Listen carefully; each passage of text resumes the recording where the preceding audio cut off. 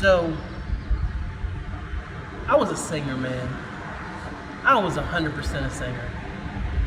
I figured out I could carry a little tune in like late 93 maybe. Matter of fact, I think I joined the chorus in my elementary school. And I sang alright. It was okay. It was alright. But at some point I just stumbled on it. I could sing a little bit. I can still sing a little bit. You heard it on the album.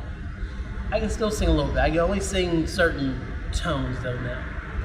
Too many black and whites. What can I say? No, I don't smoke blacks anymore. Shout out to Quantum Bean, man.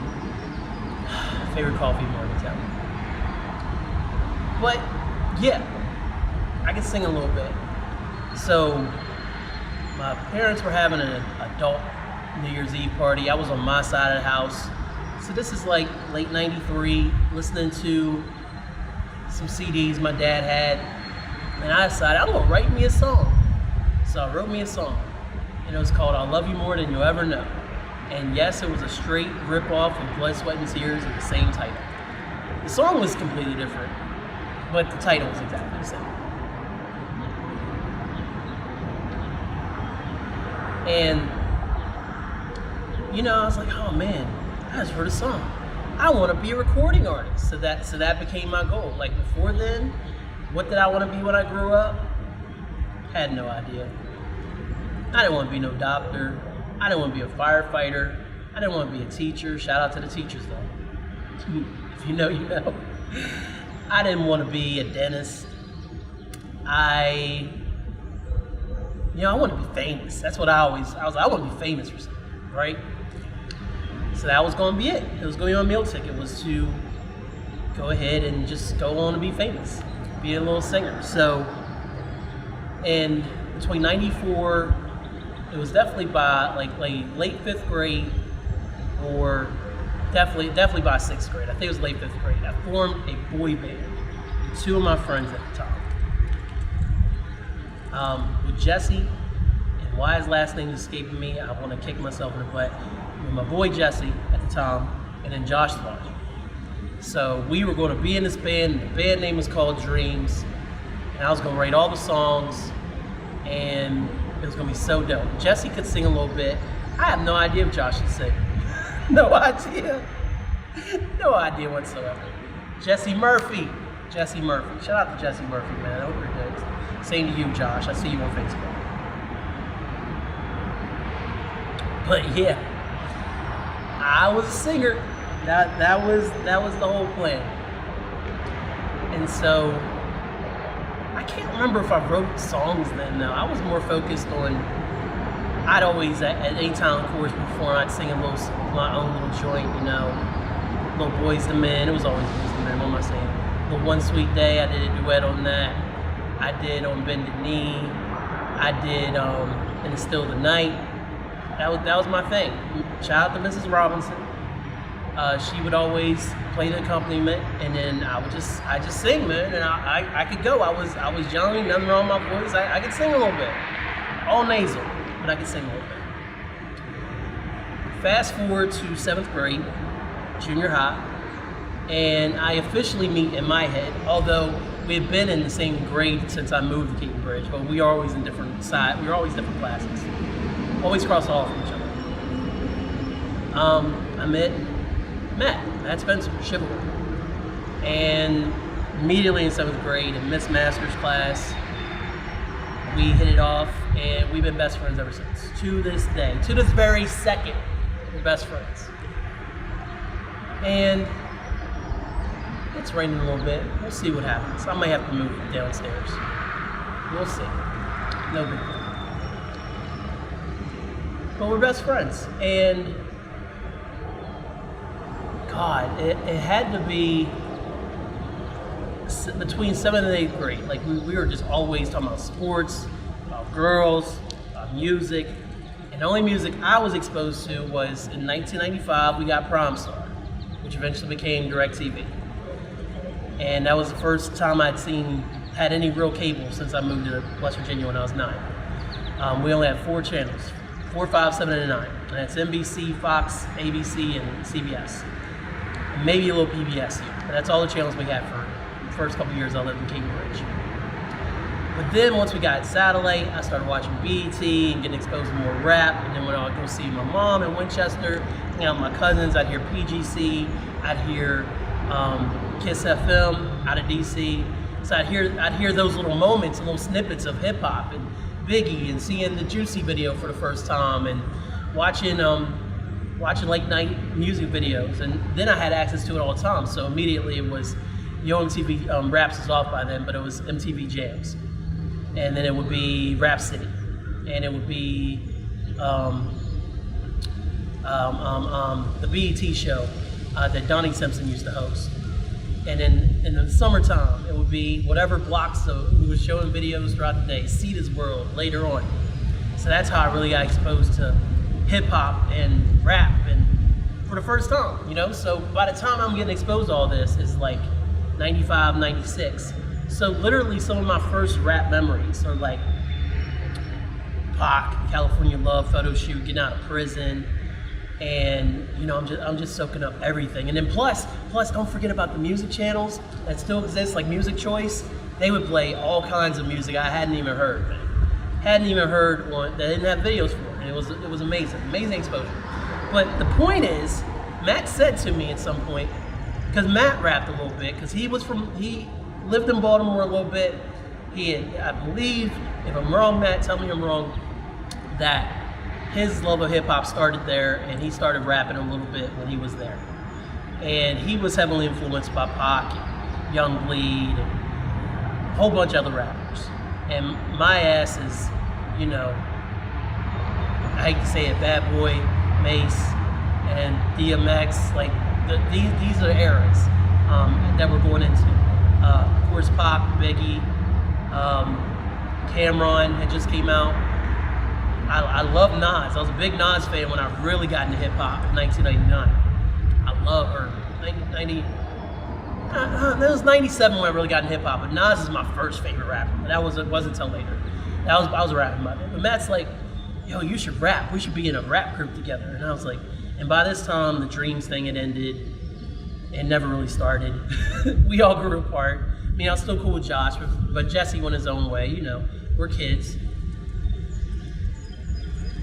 And he's like, "You should rap." I'm like, "I can't rap. I don't know anything about rap. I don't know how to rap. That's not me." I never felt like a rapper. I didn't feel like a true rapper until 2020. And no, I'm not kidding. About 2022. 2022 is the first time I was like, damn, maybe I'm a good rapper. And yes, that's 8 years after my first album. Yes. Believe it. So I'm like, I don't really want to rap. He wouldn't pressure me, but he's like, "Yeah, we should rap. And then I do know what the catalyst was. Pac died, and I've written about this on the website, HYPHENuniverse.com. Pac died, got murdered, and so Pac died, and I was sad. Like, I remember that whole week we used to go to the VA in Martinsburg, I believe, to go see my granddad. We would go every weekend, me and my dad, when he got put in there. And we went to go see him, and like every day there was updates on the radio when we'd be in town talking about his condition. And then I can't remember if it was the day we came back or we were coming back, but Pac finally passed from his injuries. And then 4 days later, I Ain't Mad At You came out. And when I tell you that to this day, top 5 rap song of all time, I Ain't Mad At You came out, and I was like, I want to do that. Because not only is it a phenomenal song, not only does it showcase how great of a rapper and storyteller Tupac was, but it showed me all these nuances that I never heard in rap because I hadn't been exposed like that before in one song. And then plus the visuals of him literally getting killed being in the video and he's in heaven chilling with all the OGs and stuff. It's incredible. It's incredible. And I was floored. And I was like, wow, I want to be a part of this. So it was early 97, man. And I sat down one day and I was like, man, what am I gonna write my first song about? Well, what do I want to rap about? I'm 14 years old. What do I have to say? So all over the TV was Can't Nobody Hold Us Down. And this is it might have been after, but it was close around time Biggie died. Can't Nobody Hold Us Down was out, and I believe Feel So Good was out. Feel So Good was out. So whenever that came out, I believe that came out after Big passed. And I was looking at Mace, man, and I was like, you know what, Mace? Meet a Real Thug. So my first song was called Mace Meet a Real Thug. And then shortly after, I was able to tape a copy of Harlem World, and I was like, yo, this album's hard as hell. This album's hard as hell, man. And I went back and re-listened to Harlem World 2 summers ago, and it's still hard as hell. Double Up is not good. The second album is not good. Welcome Back is fine. It's not good. I did enjoy the G-Unit Mace mixtape, but that was the only time I really had a problem with Mace. For real. And that Cameron diss he did a few years ago was pretty hard too. But I digress. That was my first song. So me and Matt, I was like, yo, I wrote a song. He's like, yo, for real? I'm like, yeah. It's called Mace Meet a Real Thug. I'm sure he laughed about it, but at that point he's like, yo, you rap now, so let's make a group. And so our group was born, and it was called 411. What's the 411? We're information. We got the information for you, 411. So it was me, Matt, and again, my boy Josh Stark. He was in the group. So it was us three. We were 411. And me and Matt would just write all day long. I'd write R&B songs too, though, because I still was singing. I could still sing. But I was also writing rap songs. So I would just write, and I'd pass paper to Matt. And Matt would write to the end of the paper. And we were just, we wrote so many songs between, I'm going to say it was mostly high school, but let's say between 1998 to 2001, we wrote over 100 songs between us. And I know it's like, oh wow, that's not a big deal. It was for some high school kids who all we could do was write. That's all we could do. We had no way to record. We had no connections. So the only way we could actually say we were putting in work was by writing. So that's all we did. Write.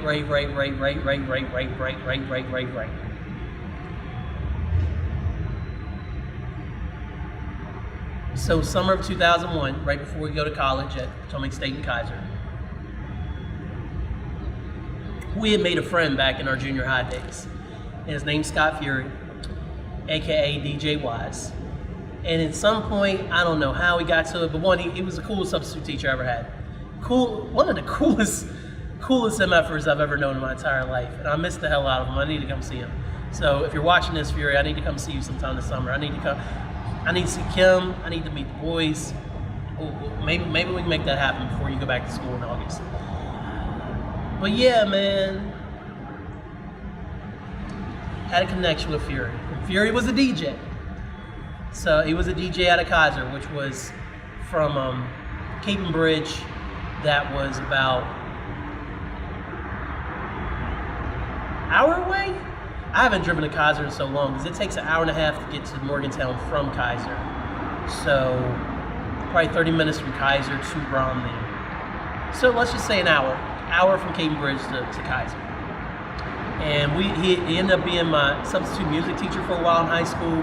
He would sub at Hampshire all the time. And so we would constantly have his dialogue. He'd be slipping me mixtapes. He's the reason I heard Reasonable Doubt. He changed everything for me. He's like, yo, you need to listen to Reasonable Doubt. Because what happened is my boy Jimmy, who used to be my neighbor, he gave me the edited version of Volume 3. And I thought that album was dope. That's the first album that I heard of Jay-Z's, and that's when I became maybe a Jay-Z fan.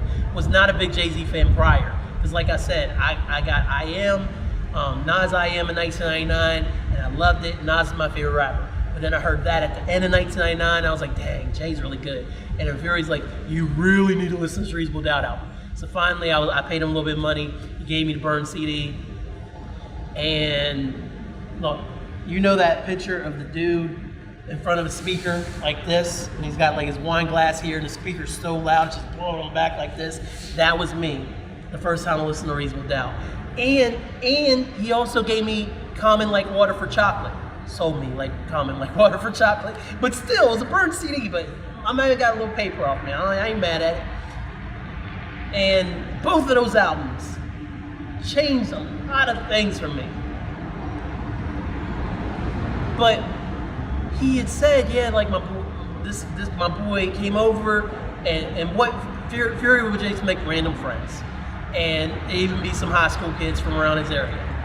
And he'd come over, and they would come over, and Fury would record them.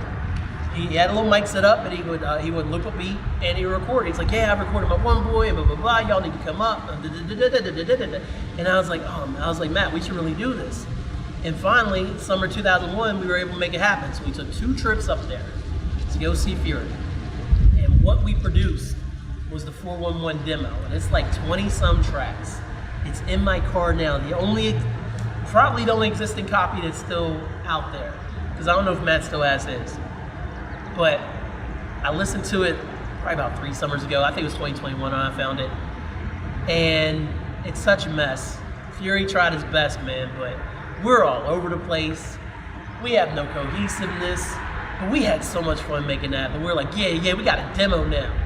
Hell yeah. And then plus on top of that, I had started in high school. What I would do is I would play the music off of our PC.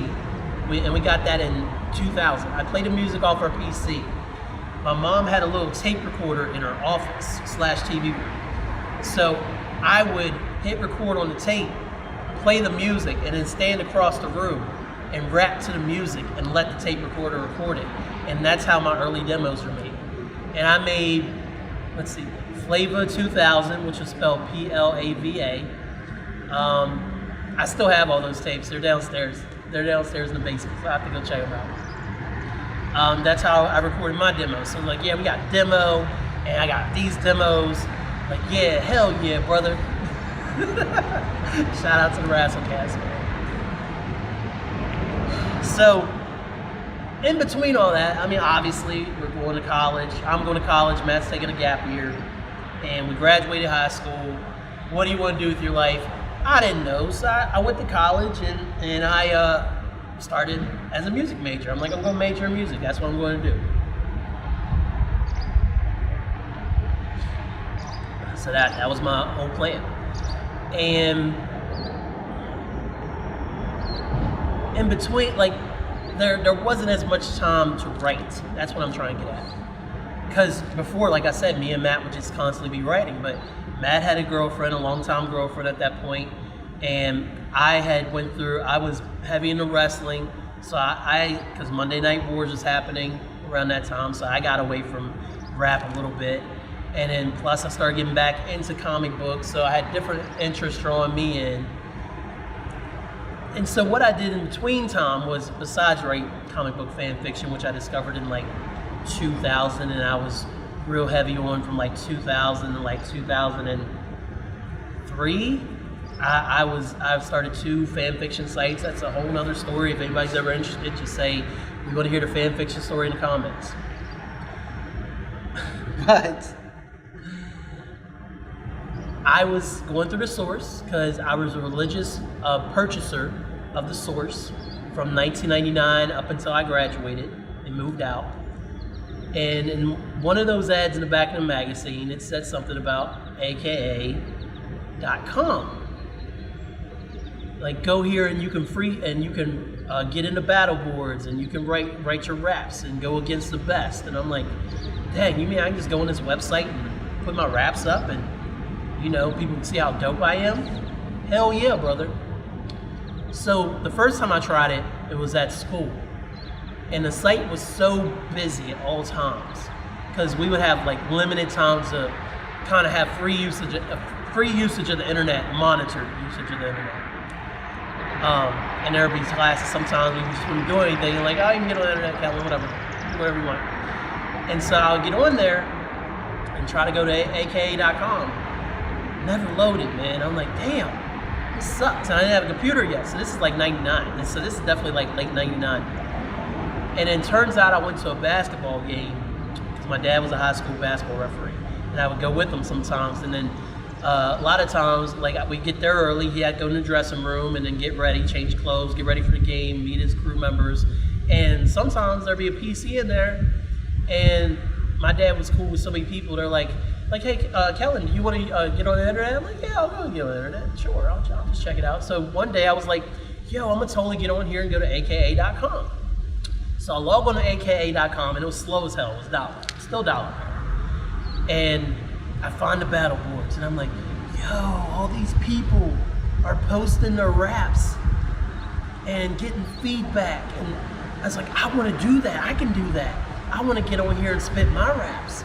And I had a limited window of time, so I was so busy just enthralled by this whole website. I was just amazed by it, how cool it was. And it was a message board. My first time ever using a message board.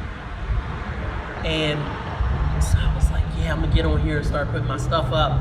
And I ran out of time that night, but I do remember, and I think I wrote the address down. A guy named DJ Rock had done a post that said, yo, if you want to come to where the real MCs is at, go to pub5.easyboard.com/P Abyss Battle Boards with a Z. I wrote it down. And so the next time I was able to log on at school, I checked it out. And literally, Easy Board used to be a message board site. You go start your own free message board. And when I say there were thousands upon thousands of these sites, for everything under the sun. But I went to Abyss Battle Boards. Eventually it was abyssfam.com. And I was welcomed with open arms, man. And this whole community of people that went to this battle board, like DJ Rock, he was in charge, but he also was a rapper. Shout out to the main Ghost Rider. I still holler at you every now and then. What up, Jeff? Shout out to Left Rack. Shout out to Quest. I don't know where you are, man, but shout out to you. Shout out to my guy who ran my realm. Shout out to I made so many connections on that site, and I would love to actually get to see these guys. I hope they're all doing well. Shout out to Kronos out in Wisconsin, man. Shout out to all y'all. But it was my first time being accepted into the hip hop community, and all I would do is get on there and write my little raps on there. Key styles is what we would call them, and you know, write so many bars, and then post that joint, and then people go in there and give you feedback. And I loved it. I absolutely loved it. So from '99 up until I got in college, so 2001, I was always in the battle boards on Abyss. And then I started my own called the Lion's Den. And that's where I met Kronos. And then Matt got on there. And so Matt would be on Abyss, he'd be on the Lion's Den posting his raps. And I joined the online crew, it was called Firestorm. And my name was Flames with a Z Omega. That was my part of Firestorm, man. And I was in big rap battles on different sites like My Realm, and I tried to start a Survivor. Actually, I think I did successfully do a Survivor battle tournament the year Survivor premiered in 2000. I think I did that too. So there was just so many raps and so much time spent what I thought was honing my craft. It was honing my craft, It was just that I was doing it wrong. But I love the battle boards. I would go to freestyling.com and post. But I just met so many cool people. Shout out to Elements. That's another dude who used to be on the battle boards, on those easy boards, man. And I did it for a very long time, up until I started my own website, which I did through GeoCities, and that was the first version of B-Hyphen Online, which eventually became B-Hyphen.com in 2004. And I only brought this up because I was talking to Matt not that long ago, and he brought up the battle boards, and I was like, damn, like, talking about the road to Hyphen, like, those battle boards had a lot to do with how I got to where I am today. Because I had to tell exactly the origin of how I started rapping. I've said it out there in prose form many times, I've said it vocally, but now it's out there forever for videos. This is how I started rapping. And 2004 came, and I was sitting there in Angel's apartment, Georgetown Apartments, that still exists over by the state, and I'm listening to Jay-Z Stop, and big fan of the S. Carter collection that he did, mixtape, and plus, of course, 50 was dropping mixtapes, everybody starts rapping over everybody else's beats. Angel had her laptop, I had a headset microphone. I was like, man, you know what? Also, before I say that, my boy Wes, shout out to Wes, he took the Dipset anthem beat. And by this time, he had crudely recorded on Acid Pro 3.0. He had a group called Lost Souls out of Martinsburg. When he was younger, I met him in 2001. He was my roommate when I got to Potomac State. We were roommates my second semester. Still one of my best friends to this day. But he was rapping and introduced me to recording somewhat properly on a computer. And I had a copy of Acid Pro. And I was like, man, if Wes rapped over Dipset anthem, and I was like, I want to rap over Dipset. I was like, I want to rap over that because I love the Dipset anthem beat. So there's a lot of things I want to rap over, and that's kind of in right now. And like, I could do this. I could totally write my own raps to these other beats. I'm gonna make a mixtape. That's what I'm gonna do. So the first songs I did was Never Change, Blueprint, and Stop from Blueprint 2.1.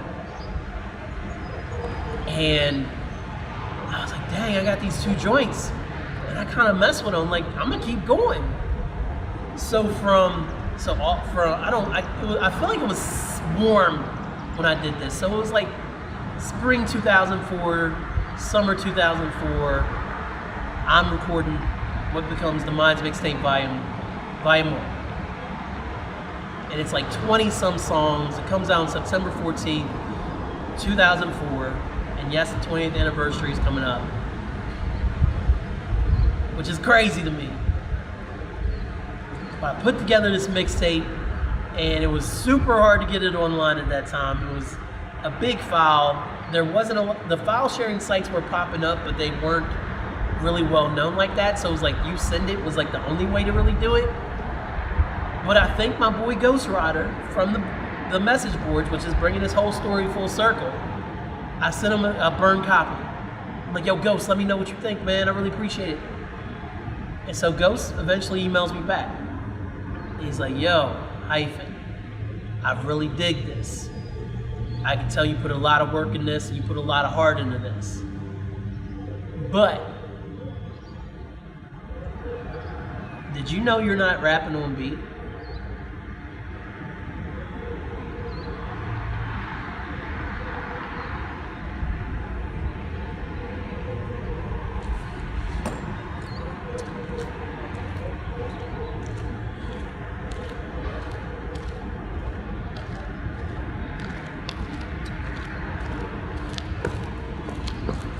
My man said, did you know you're not rapping on the beat? This is 2004, mind you.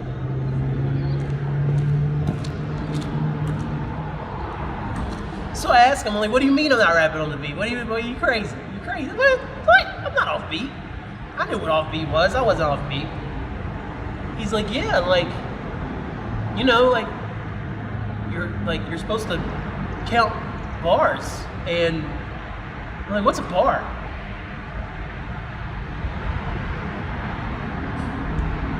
I'm not kidding. I said, what's a bar? He's like, you know, 1, 2, 3, 4, 1 bar.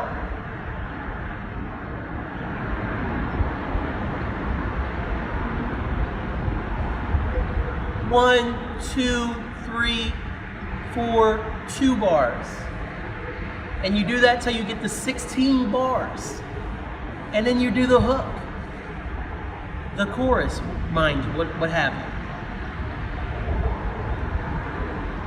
Now to get my Marty McFly on. You mean to tell me I've been rapping for 7 years at that point and I didn't know what a bar was? Had made countless demos, wrote countless raps, made a whole mixtape, and it might have even been 2005 when he said this. Not only that, I had started recording music for the second mixtape when I had this revelation. And the second mixtape was Mine's Mixtape Volume 2.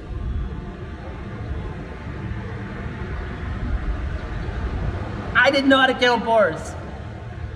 So in 2005, early, maybe late 2004, as I'm writing the Mine's Mixtape Volume 2 and recording the Mine's Mixtape Volume 2, I have to learn how to rap on the beat.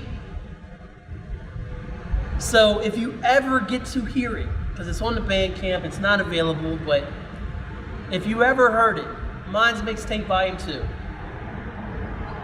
there's several songs that are the old style, but then there's several songs where you can tell I started rapping on beat and started counting bars and started actually learning how to structure a song.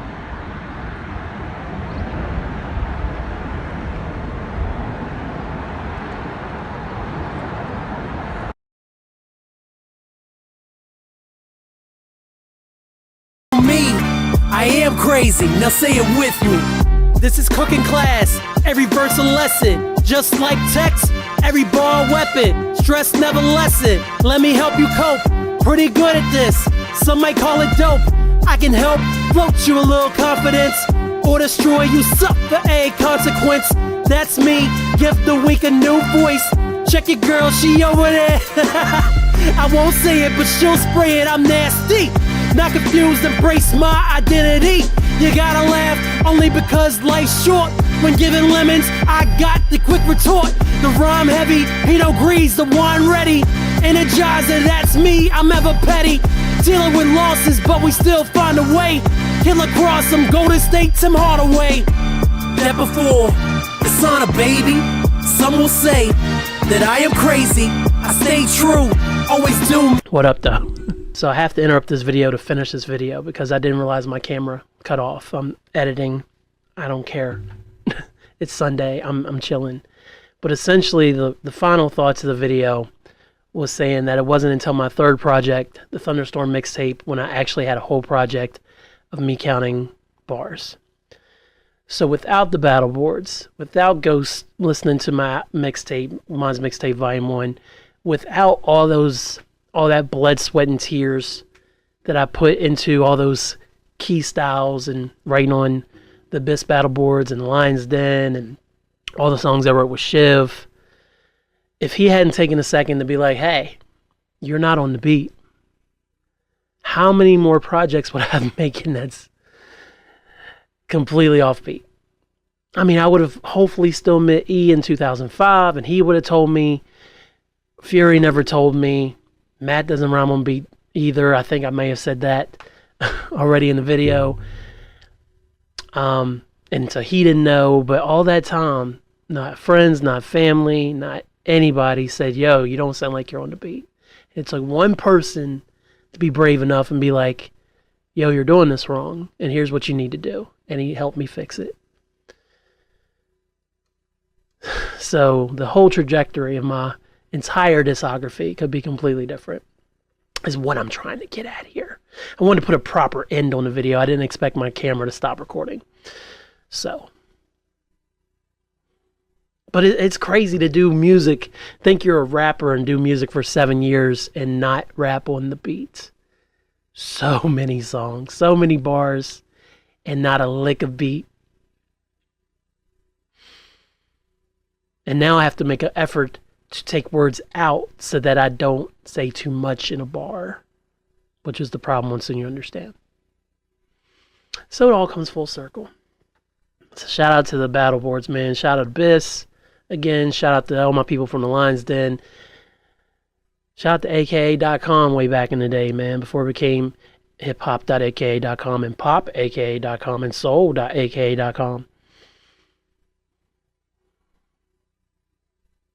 Things have changed so much, but we here, and without this little bit by bit piecing together of the legend of HYPHEN, we wouldn't even be sitting here today, man. So that's what I was trying to get at. Can't believe my video ended early. That's